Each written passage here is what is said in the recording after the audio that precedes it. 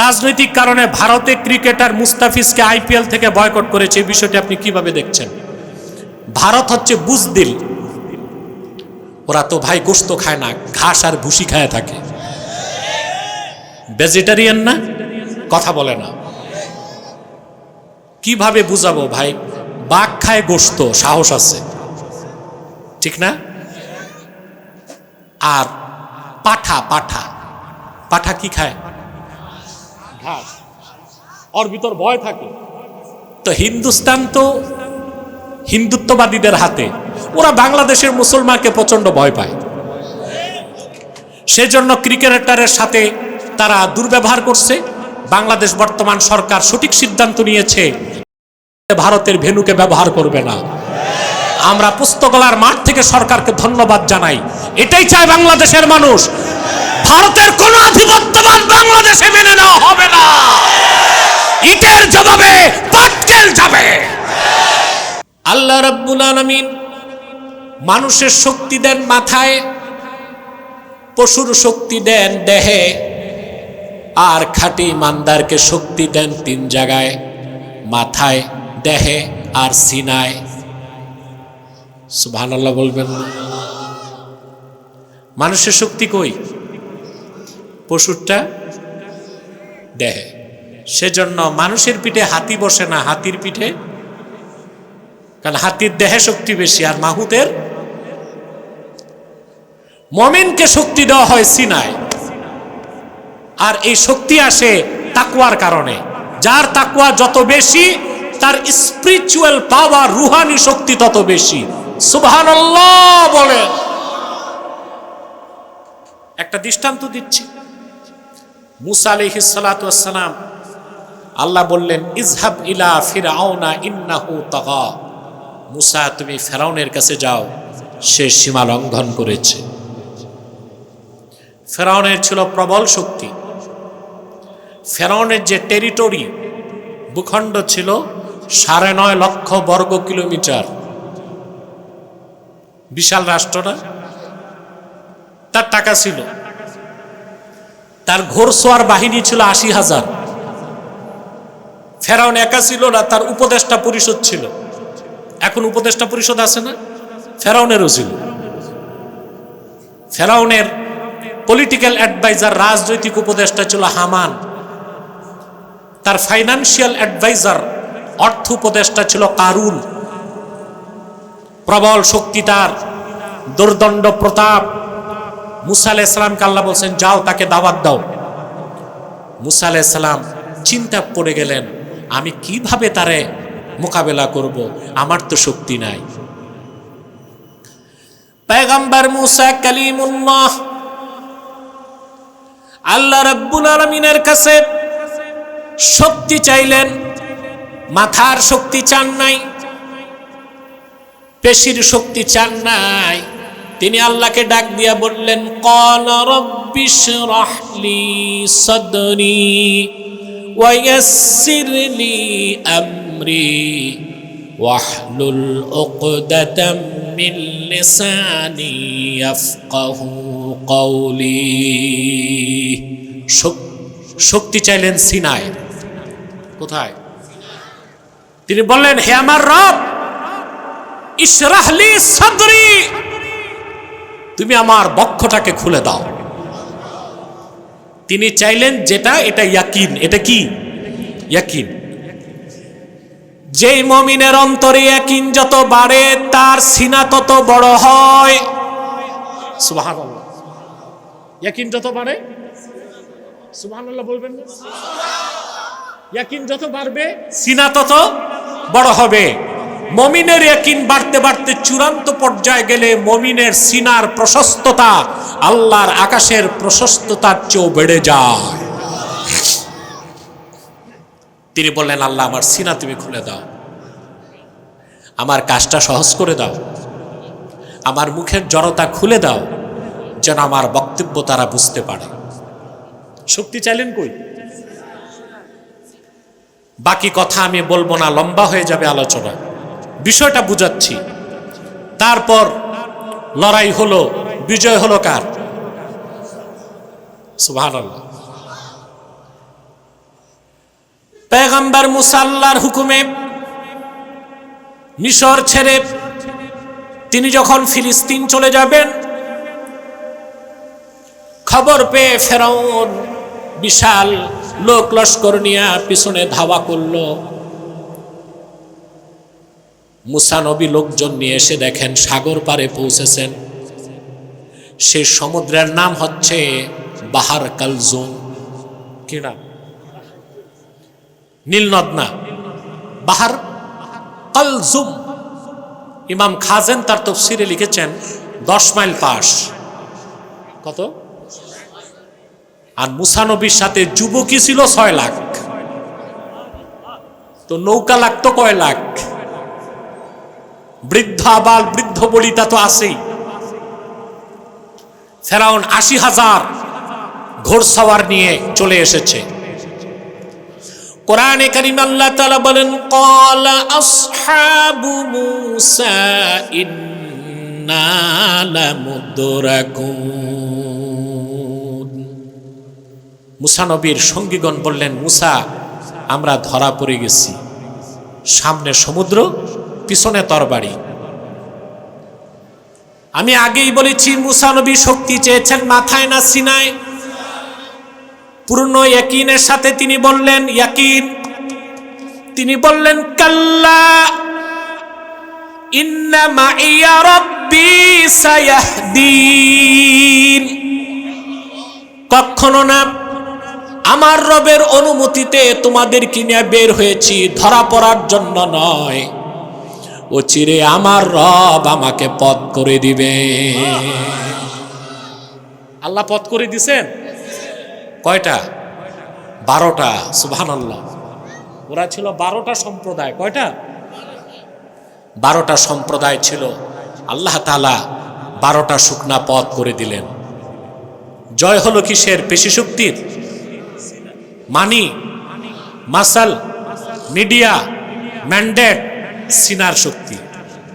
এই ইয়াকিনটা, এই সিনার শক্তি আল্লাহ দেন ঈমান আনার পর, তাকওয়া অন্তরে লালন করলে। বলেন সুবহানাল্লাহ। তাহলে দুনিয়া কয়টা জিনিস পাবেন? জোরে বলেন। রাহমাত, ইজ্জত, কুওয়াত। সুবহানাল্লাহ বলেন।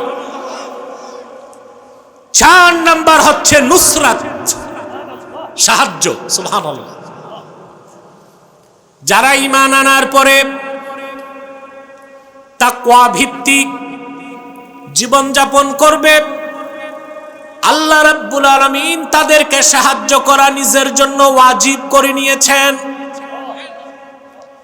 আল্লাহ রাব্বুল আলামিন বলেন, ওয়ালা তাহিনু ওয়ালা তাহজানু ওয়া আনতুমুল আ'লাউনা ইন কুনতুম মুমিনিন।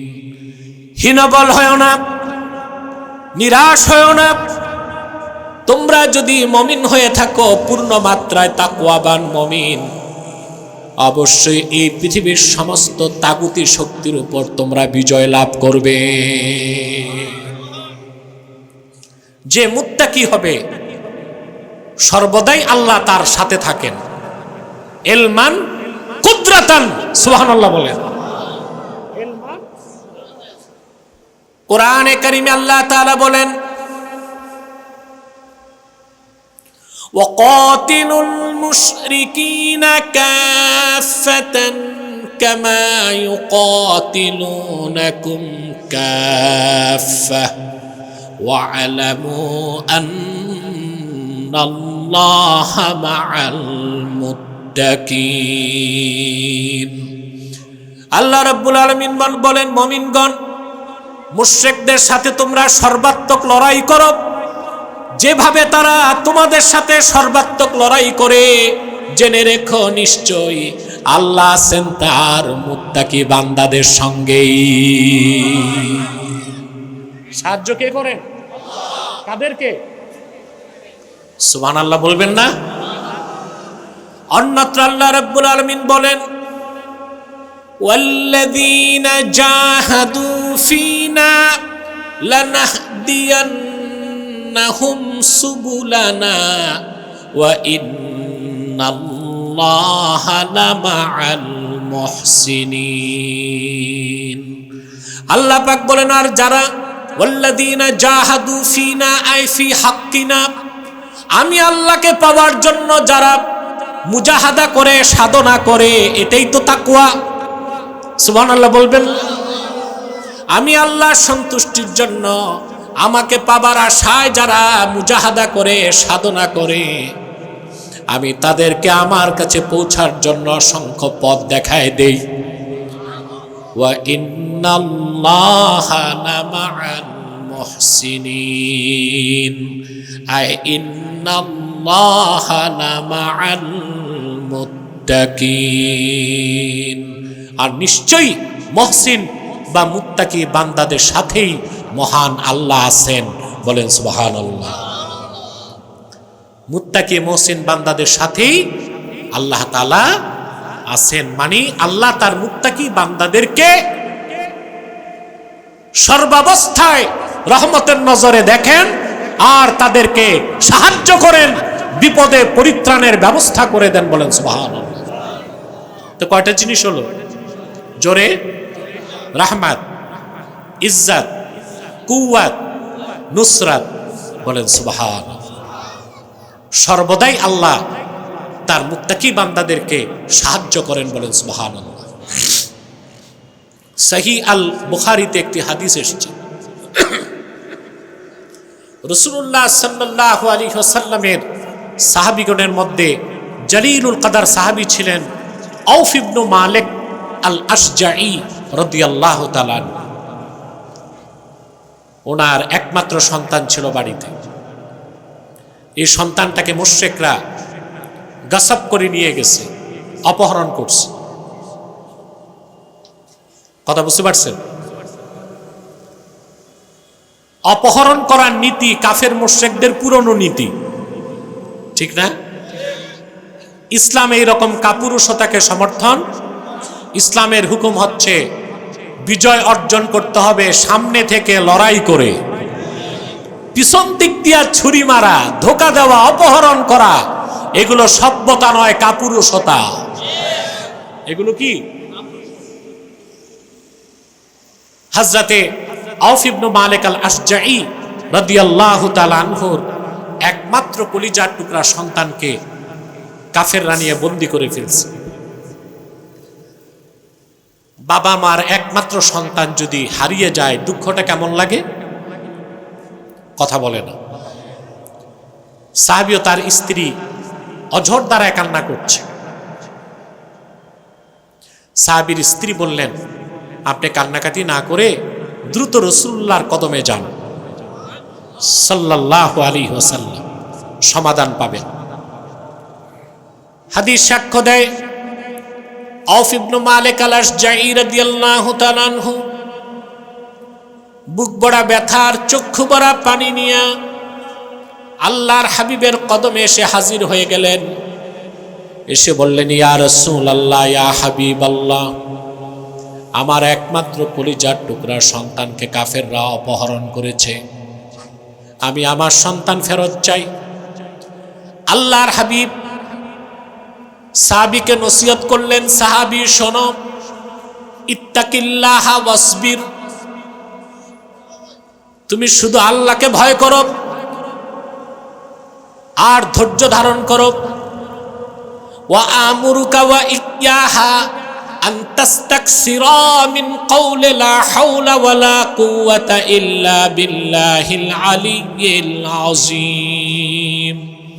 আর আমি তোমাকে ও তোমার স্ত্রীকে আদেশ করছি, সন্তান হারানোর বিপদ থেকে বাঁচার জন্যে তোমরা বেশি বেশি পড়ো লা হাওলা ওয়ালা কুওয়াতা ইল্লা বিল্লাহিল আলিয়্যিল আযীম। সুবহানাল্লাহ। বিপদে পড়লে দোয়াটা পড়বেন, কথা বলে না, অগণিতবার পড়েন, লা হাওলা ওয়ালা কুওয়াতা ইল্লা বিল্লাহিল আলিয়্যিল আযীম। চোখের পানি মুছতে মুছতে সাহাবী বাড়ি আসলেন। প্রিয়তমা স্ত্রী জিজ্ঞেস করলেন, রাসূলুল্লাহ কি সমাধান দিয়েছেন? সাহাবী বললেন, ইন্না রাসূলুল্লাহি সাল্লাল্লাহু আলাইহি ওয়াসাল্লাম আমারানি ওয়া ইয়্যাকে আন নাস্তাকসিরা মিন কওলি লা হাওলা ওয়ালা কুওয়াতা ইল্লা বিল্লাহিল আলিয়্যিল আযীম। আল্লাহর রাসূল সাল্লাল্লাহু আলাইহি ওয়াসাল্লাম তোমাকে এবং আমাকে আদেশ করেছেন সন্তান হারানোর বিপদ থেকে বাঁচার জন্য আমরা যেন বেশি বেশি পড়ি লা হাওলা ওয়ালা কুওয়াতা ইল্লা বিল্লাহিল আলিয়্যিল আযীম। সুবহানাল্লাহ। সাহাবী তার স্ত্রী আল্লাহর উপর ভরসা করলো আর এই দোয়া পড়তে লাগলো। আরেক দিক দিয়ে আল্লাহ দায়িত্ব নিলেন তার সন্তানকে মুক্ত করার। মরুভূমির যেখানে বন্দী ছিল সাহাবীর সন্তান, কাফেররা খোশ গল্পে মত্ত, আল্লাহ তাদের জেহেনটাকে ঘুরাই দিয়েছেন, বন্দির কথা তারা ভুলে গেছে। আল্লাহ তার হাতের বাঁধন ঢিলা করে দিলেন, মুক্ত হয়ে সে হাঁটতে লাগলো। কিছু দূর আসার পর সাহাবীর সন্তান চিন্তা করলেন, দীর্ঘদিন বাড়ি ছিলাম না, বাড়ি যেয়ে কি খাবো, বাবা মা কি খেয়ে আছে তাও তো জানি না। সে দেখলো মরুভূমিতে কাফেরদের অসংখ্য বকরির পাল মরুভূমিতে চড়ছে। বকরিগুলোর পিছনে যে বলল, চলো তোমরাও আমার সাথে বাড়ি আসো। হাদিস সাক্ষ্য দেয়, আউফ ইবনে মালিক আল আশজাইর কলিজার টুকরা সন্তান বাবা মার কোলে ফিরে এসেছে, সঙ্গে সাহাবীর বাড়িতে কাফেরদের 4000 বকরি চলে গেছে। আল্লাহ রাব্বুল আলামিন কোরআনের আয়াত নাজিল করে দিলেন, ওয়া মান ইয়াত্তাকিল্লাহা ইয়াজআল লাহু মাখরাজা ওয়া ইয়ারযুকহু মিন হাইসু লা ইয়াহতাসিব। যে ব্যক্তি ঈমান আনার পরে মহান আল্লাহকে ভয় করে, আল্লাহর উপরই ভরসা রাখে, তাওয়াক্কুল রাখে, চরম বিপদের সময় আল্লাহ তার পরিত্রাণের জন্য ব্যবস্থার পথ করে দেন। আর এমন জায়গা থেকে আল্লাহ রিজিকের বন্দোবস্ত করেন যা সে চিন্তাও করতে পারে না। বলেন সুবহানাল্লাহ। তাহলে ভাইয়েরা আমার, দুনিয়া আখিরাতের সফলতার মূল চাবির নাম কি? জোরে বলতে হবে। তাকওয়া ভিত্তিক জীবন যাপন করলে দুনিয়াতে আল্লাহ তাআলা 4টা জিনিস দিবেন। তার প্রথমটা হচ্ছে রাহমাত। জোরে বলেন, মুখস্থ করেন। প্রথম কি? 2 নাম্বার, 3 নাম্বার, 4 নাম্বার। সুবহানাল্লাহ।